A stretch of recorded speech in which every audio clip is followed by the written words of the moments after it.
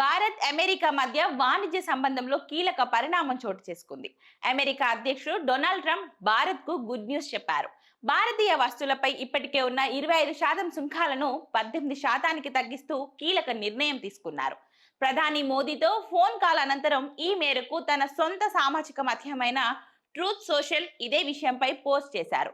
అయితే ఇదే విషయంపై ఇవాళ మోదీతో మాట్లాడాను. ఆయన నాకు గొప్ప స్నేహితుడు, అలాగే శక్తివంతమైన నాయకుడు. రష్యా నుంచి చమురు కొనుగోలును ఆపడానికి, యుఎస్ వెనిజులా నుంచి కొనుగోలు చేయడానికి ఆయన అంగీకరించారు.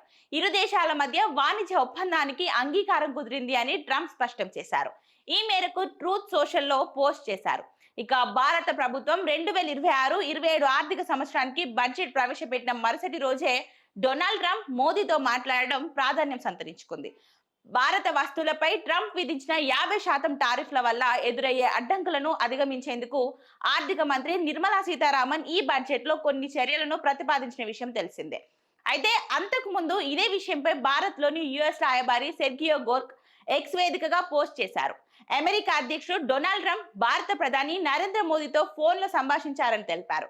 అయితే ఈ ఇద్దరు నేతలు ఏ అంశాలపై చర్చించారనే విషయాలను మాత్రం గోర్క్ వెల్లడించలేదు. కానీ వేచి చూడండి అంటూ ఆయన ఓ ఆసక్తికరమైన వ్యాఖ్యలు జోడించారు. దాంతో ఇరు దేశ అధినేతలు ఏ అంశాలపై చర్చించుకుంటున్నారన్న ఉత్కంఠ పెరిగింది. ఇక అంతకు ముందు ట్రంప్ తన సోషల్ మీడియా మాధ్యమమైన ట్రూత్ సోషల్లో ఇండియా గేట్ ఫోటోను షేర్ చేశారు. ఇది ఒక అందమైన విజయ స్మారకం అంటూ ప్రశంసలు కురిపించడం విశేషం.